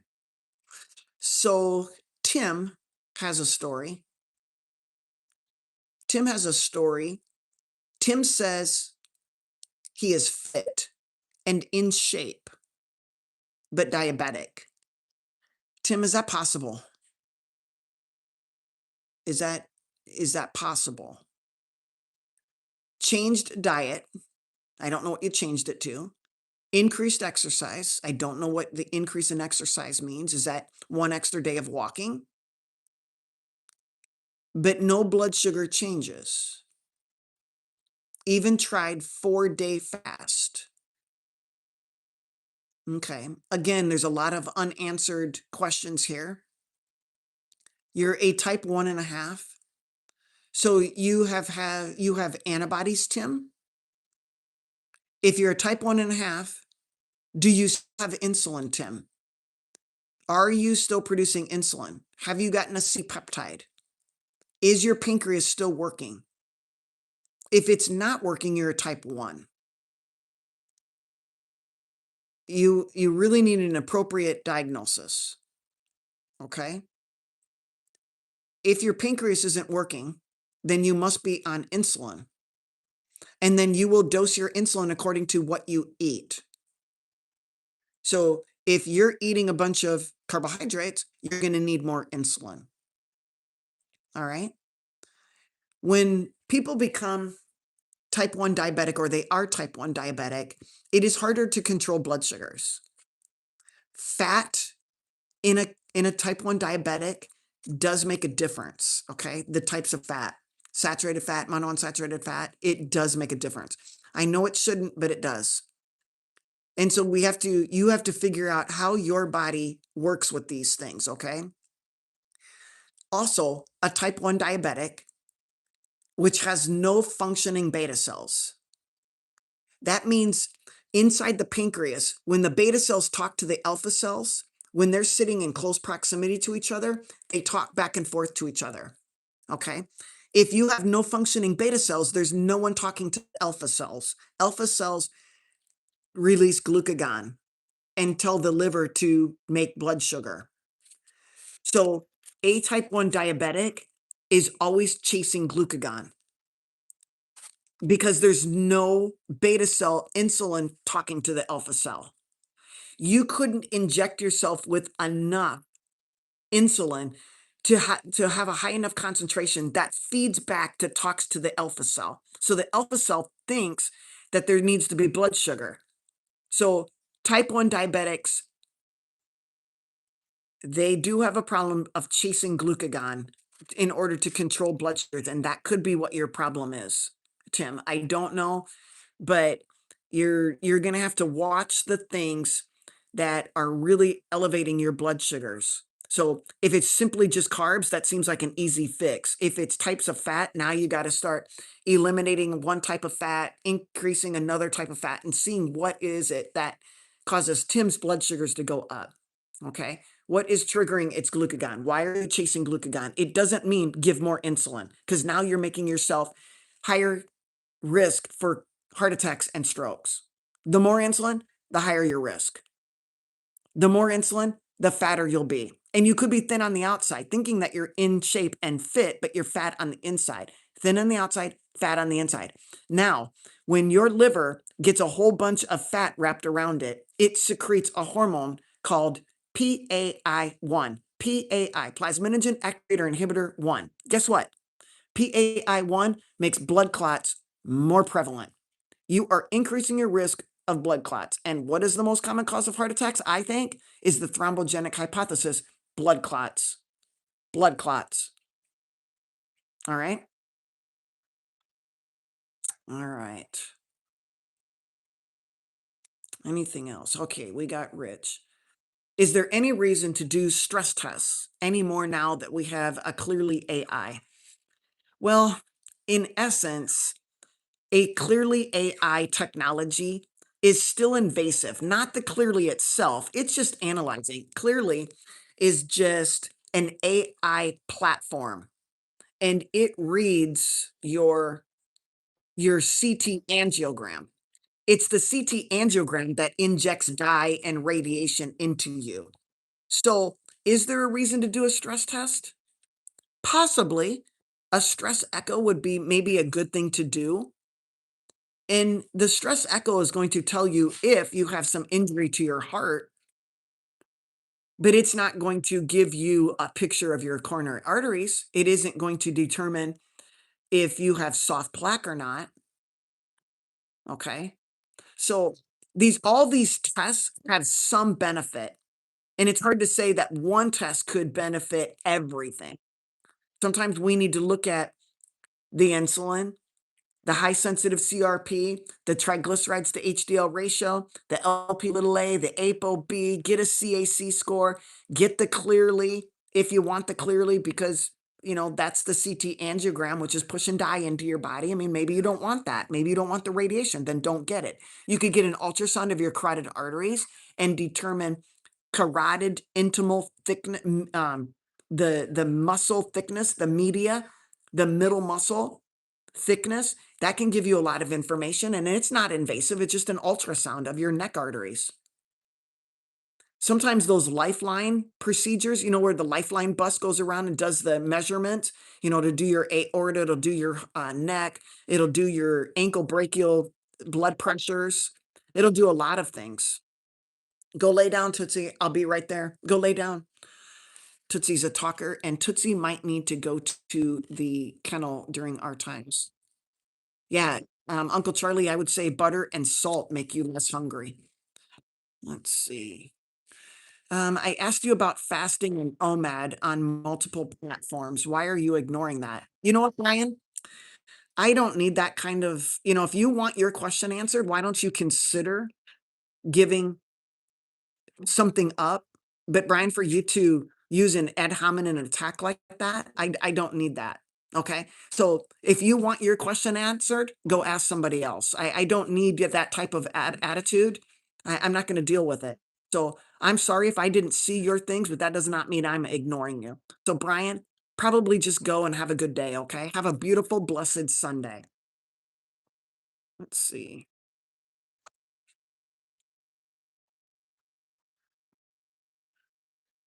Let's see. Amber says, what happens to your body when you cut off sodas and processed foods? What happens to your body? Oh my gosh, Uncle Charlie, help her out. Uncle Charlie says you will lose fat. Yeah, you'll lose fat. You'll lose a lot of water initially. When you cut yourself off from sodas and processed foods, your insulin is going to drop like a brick. And it's very important that you stay hydrated. And it's very important that you replace the sodium that you'll be losing. So getting a good mineral salt is very, very important. Okay. Um, yeah. Yeah. When you get off of processed foods and sodas, you're going to drop your sugar, which drops your insulin, which dumps a ton of water. Usually people will lose, I mean, upwards to 10 pounds in a few days because of all the pathologic water that is going on. All right. The pathologic water is water that you've been holding on to for months to years. It's pathologic. It's not good water. Okay. And when you lose that, you're losing a lot of pathology and you're also losing a lot of sodium because where water goes, sodium follows. And then you're going to disturb your sodium potassium pump. So it's very important that, you avoid that dehydration and you use some salt and some water. And you might experience keto flu. And if that is the case, then you can just add some ketones to to bridge the gap while you are switching over from using sugar as a fuel source to using ketones as a fuel source. Could be a week or more. I mean, sometimes 7 to 10 days, 7 to 10 days. And so some people can't handle that. They get the keto flu, they get sick, they don't feel well going from sugar diet to a no sugar diet in one foul swoop. So you could bridge the gap by giving yourself ketones. You eat them, you drink them, If you drink the ketones, they're going to act just like how your body was going to make them. But it just doesn't. If you bridge the gap after a week, you can stop the ketones, or say 10 days, you can just stop the ketones. You won't feel bad, if not, maybe not at all, if you take ketones. So that's just one trick that I've told my or suggested to my clients who are going to go from a standard American diet to a carnivore diet in one fell swoop. They just say, I want to do it. So yeah, Uncle Charlie's saying he doesn't use salt, but he used electrolytes. So you can get an electrolyte like Element or something like that. Element would be a good choice to bridge that gap along with some ketones, like keto IQ or something. I don't know what it's called. No, Amber. I mean, sugar is sugar. Why would you want to balance it from fruit? In fact, fructose is even worse than glucose, to be perfectly honest. Glucose glycates, but fructose glycates 10 times faster than glucose. So if you for sure want a fast way to keep your fatty liver disease, eat fructose. If you want elevated uric acid even more than what you have, then you're going to eat fruit, and your uric acid, you'll have gout within a few days. And that's something you do not want. Okay. While your kidney is adjusting to all the uric acid, it could go up, and then it will normalize. So you got to be very careful with doing all these things. But yeah, fruit, it should never be on the list. As far as I'm concerned, fruit should never be on the list. It's fake. It's man-made in a lab. You don't want to take man-made medicines. Why would you eat their man-made food? Yeah, Chevy, that's what happens, if you're type 1 diabetic, then you don't make insulin and you have to take insulin. Exactly. Uncle Charlie says no fruit. Just meat, beef, eggs, and butter. That's what Uncle Charlie says. How do you check for fatty liver? You can get an ALT, it's an enzyme. You can get a GGT, it's an enzyme, and you can get an ultrasound of your liver. That would be the best. Have the doctor make sure that they're looking for fatty liver and measure it. Measure how much fatty liver you have.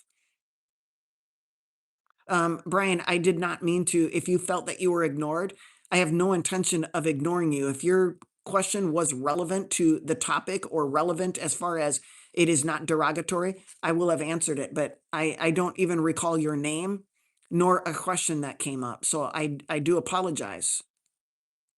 Rich, how important is oxygen saturation percentage? Oxygen saturation percentage. You mean like with a pulse ox? I run on the lower side, 93 to 96, but I feel like my body could be oxygen deprived. Pulmonologist says that I am fine. What would make you feel oxygen deprived? I would have to look at other blood um, markers.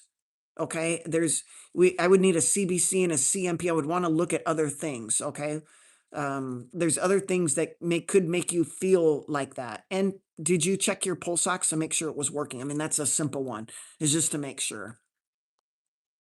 Yeah, please double tap the like button. I appreciate that. Sorry if I hurt your feelings. That's fine. I was just trying to learn from you. If you have a question, Brian, I will try to answer it. Okay. But accusing me of ignoring it is not, that's not prudent. Oh, Rich, you're not short of breath. Okay. I would still want to look over everything and make sure, that your red blood cell count, I would want to get iron studies on you, Rich, an iron, a transferrin, a ferritin, a TIBC, and a percent saturation. Get those, and that will give a little bit more information as well. Brian, you've asked multiple times, but I don't see your question. Is it, maybe ask it right now and see if it comes up. If there are words in your question, Brian, that are on the blocked list, I won't see your question. So it's possible that your question has terms in it that are blocked. And if that's the case, I won't see your question. D. Strickland says, my ferritin level is 300 plus. Should I be concerned? Yes. Yes. When ferritin levels jump up that much, the thing that comes to my thought, it's an inflammatory marker, right? But very, very high ferritin levels are associated with cancer somewhere. I'm not saying you have cancer. I'm just saying that you need to be looking out for that, and you need further tests. I would get a ferritin level, a transferrin level, a TIBC, a percent saturation. I would get a ceruloplasmin level, a vitamin A level, a vitamin D level. I would get a copper level, for sure a copper level, but definitely a ceruloplasmin level as well. You need to have this looked into, okay? If you guys want to consider consultation, just email me at ironladydoc@aol.com. Iron, IRON, lady, LADY, doc, DOC, @aol.com. Okay.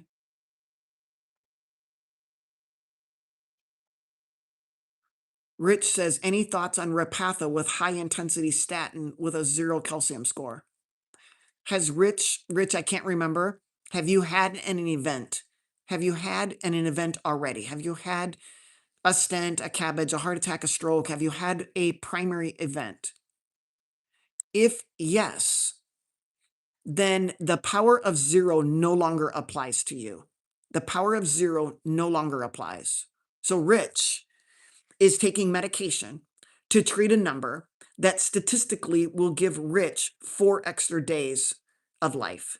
If you take the statin for 5 years, you are treating a surface level marker of LDL with 2 high dose medications in order to get the LDL down to 0 when you have a calcium score of 0. And if you read the MESA study, MESA study, it talks about the power of 0 and how the likelihood of you having an event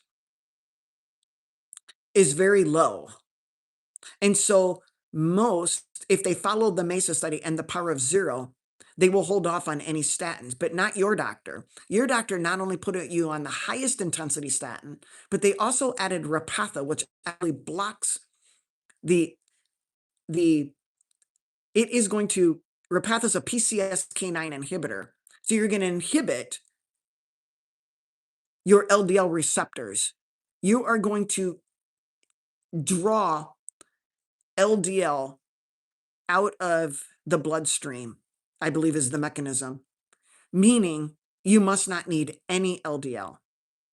So my prediction is very high risk for diabetes, very high risk for dementia. Yeah. Osteoporosis, a lot of, yeah. I don't understand, Rich. I don't understand what's going on. Drive is taking 60,000 units of vitamin D as a maintenance dose, and the levels are fine. It is compulsory with taking vitamin K2 and milligrams. Is it compulsory? So Drive, I just wanted you to know that hyper vitamin D will lower your vitamin A, and vitamin A will lower your copper, and copper and if you have low copper, you have low ceruloplasmin, and if you have low copper and low ceruloplasmin, you'll be driving iron into your liver, causing iron trapping in your organs. I'll be right there. Lay down. So you are causing oxidation going on. In addition to taking excess vitamin D, you are also increasing calcium in your arteries flowing around. And no matter how much vitamin K you take, you might not be able to get that calcium out. It increases the absorption of calcium from the gut and putting it into the arteries, okay? So you are increasing your risk of plaquing your arteries by taking 60,000 units of vitamin D as a maintenance of calcification in your arteries. I'm not sure. So you should be getting an ionized calcium level. Get an ionized calcium level, okay? You need to get an ionized calcium level and figure out what your calcium level is, because you could be adding to a heart attack as we speak, and you couldn't take enough vitamin K. And if you have insulin resistance, you are setting yourself up for that vitamin K not even to work, okay? All right. Are there any tests that can be done to determine the health of actual blood vessels in the heart? So you can look at them from the outside with a CT calcium score, right? You can look for hard plaque. You can look at them from the inside. So you can stick a tube down your arteries. It's called an angiogram. The doctor does a tube, looks down the arteries. That's going to look at the lumen of the arteries. And then you could do a CT angiogram, which determines soft plaque, and you could add the clearly AI. So those three tests, two of which are very invasive, and one just the calcium score. But determining the health of your blood vessels is kind of tricky. They're going to age, right? And so we got to keep our blood pressure down. So what's your blood pressure? We got to keep our insulin down. So if your insulin is high, your blood vessels, you don't need a test. You know that they are calcifying. You know that they are injured. They're inflamed. Your insulin level tells a clear picture. So if you have an insulin level over 6, I wouldn't do any further testing. It's not worth it. You know that your arteries are inflamed and dangerously getting injured. I mean, that's what it is. If you drink alcohol and smoke cigarettes or smoke weed or smoke any plant, if you smoke a plant and you breathe diesel fumes or any type of leaded fuel or whatever, if you're around paint and breathing in fumes, that goes directly from your mouth or your nose into your lungs and directly into your arterial blood flow. So I think I would save my money and start working on the things to decrease the metabolic environment. Thank you, Uncle Charlie. I appreciate that compliment.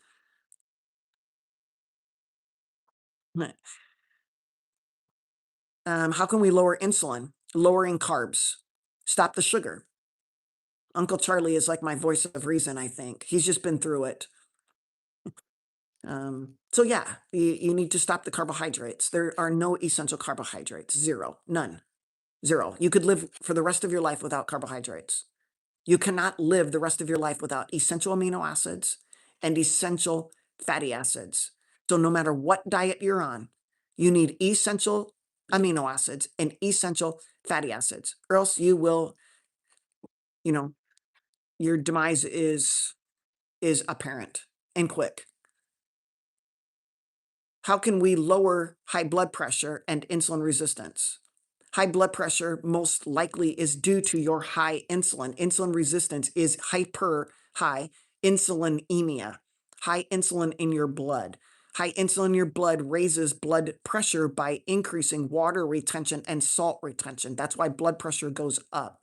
To lower blood pressure, you lower the water and salt. You lower the water and salt by dumping the insulin. You dump the insulin by getting rid of the sugar. You get rid of the sugar by dumping the carbohydrates and whatever you're putting in your mouth that is carbohydrate. Uncle Charlie was half dead and then turned to YouTube. Who was the first doctor you listened to turn the tables in 385-pound Uncle Charlie? Who was it? I'm curious.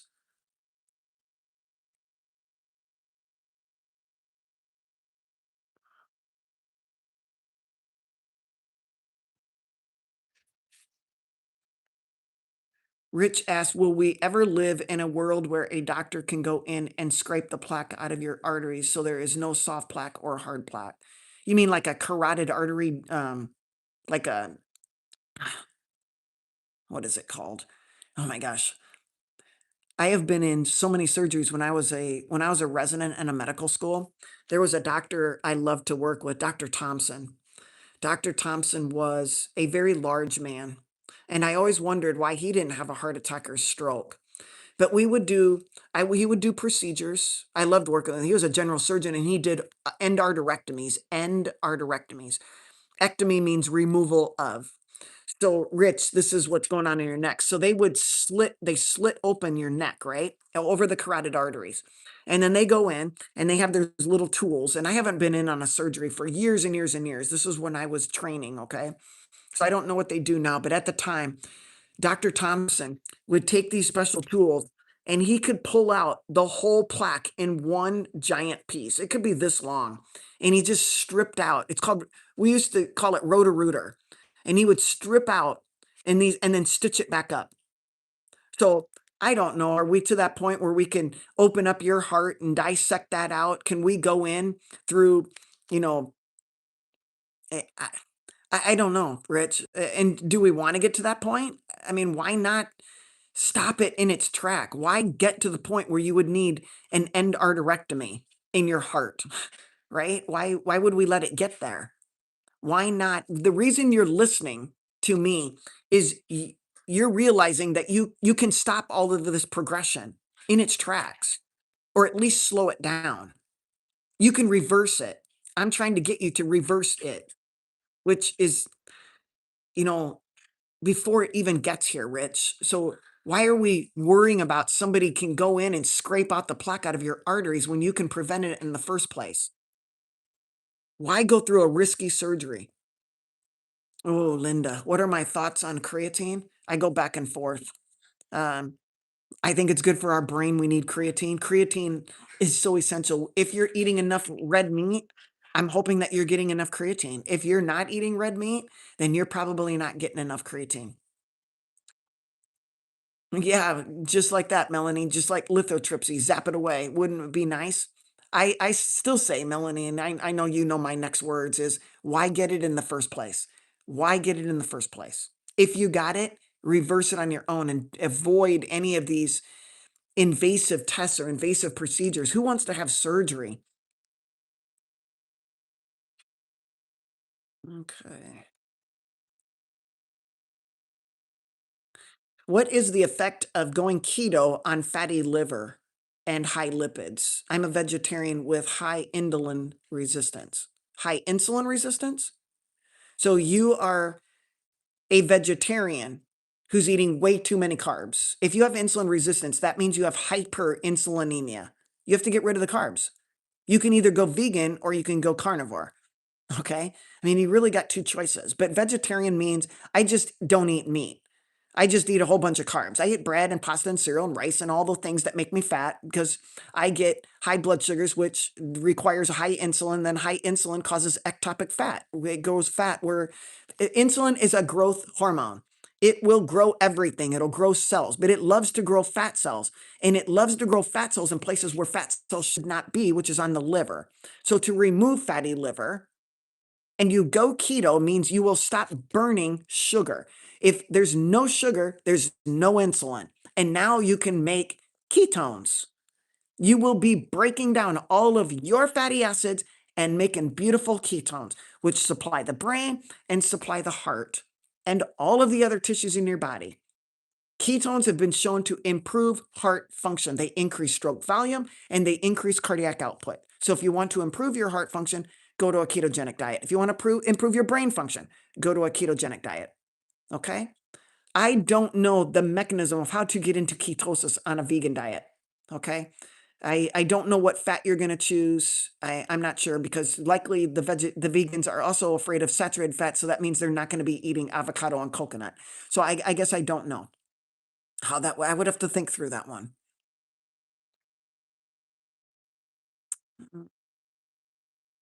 Will my cholesterol levels go high? Okay, maybe they will. Why are we worrying about cholesterol? Then if you're worried about cholesterol, that must mean that you are worried about the lipid hypothesis of heart disease. And this whole show has been on the thrombogenic hypothesis of heart disease. Thrombogenic hypothesis. Okay? It's blood clots.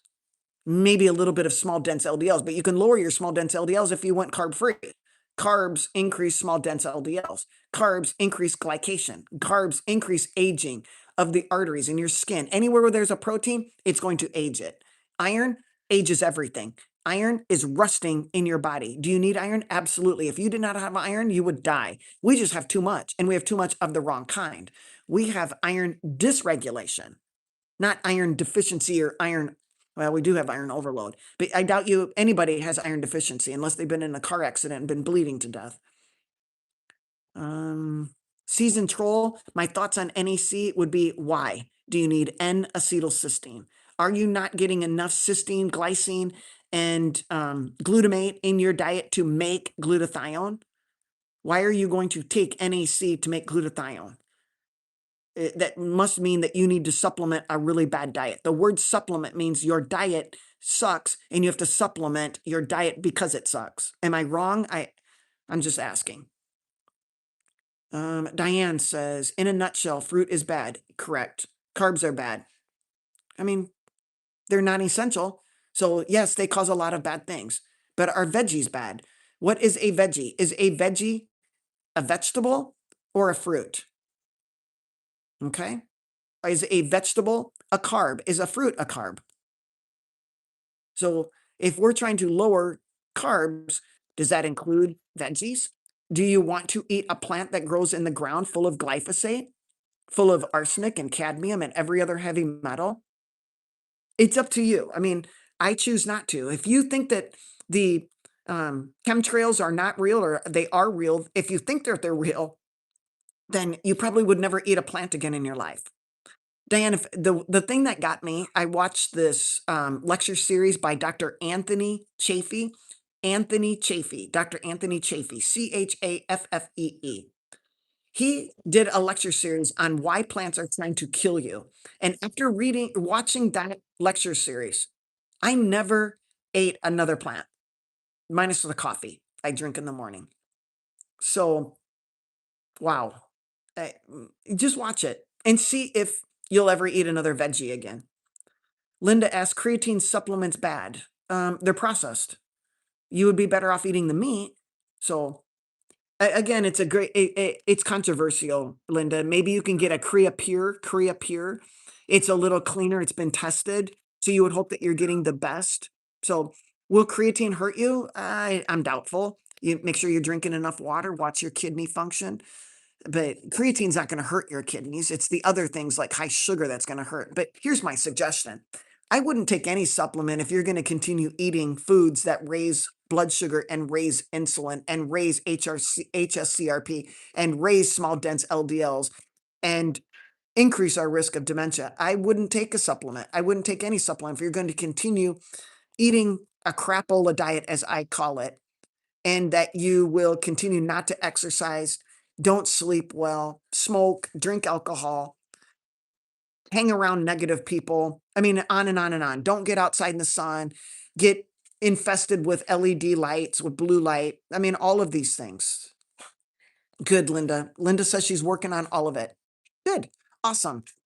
You're on your way. Let's see.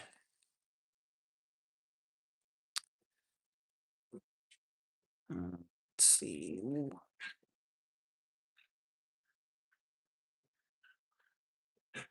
Yeah, season troll, I would have to read about that. I don't know about NAC and the blood-brain barrier. I'm sorry, I can't answer that question, but thank you. All right, you guys, we will call it quits. We do this every Saturday. We do it every Saturday at 9 a.m. Central, every Sunday at 10 a.m. Central. Okay. Saturday at 9 a.m. Central, Sunday at 10 a.m. Central. We do live shows, question and answer. I usually bring to the table for the first, half hour or so. I bring to the table a topic. And this morning we talked about the ethics of medicine. And you guys can watch that from the very beginning, except for you on Instagram. The beginning will not be present because we got cut off at about the 5-minute mark, and then I restarted it. So you guys are only going to get everything but the last 5 or the first 5 minutes. It might have happened twice today. I can't remember. Yeah, I guess it did. It happened twice today. We got thrown off. So, all right. If you haven't already, please like and subscribe, share it with friends, hit the thumbs up, subscribe, hit the super chats and the super stickers and yeah, all of that good stuff. And most importantly, take care of yourself. I'm trying to help, but you need to do much of the heavy lifting. Okay. I'm just giving you information, not medical advice. All right. Oh, and keep the United States free. Ask, so what do you eat? I eat beef and eggs and butter and sardines and 2 ounces of heavy cream and a cup of coffee. That's it. Occasionally I will eat other type of fish if somebody made it, or I was out for dinner, which I never go out for dinner, maybe twice a year. Okay. So that's what I eat. All right, you guys have a beautiful, blessed Sunday, and we'll talk soon. Okay.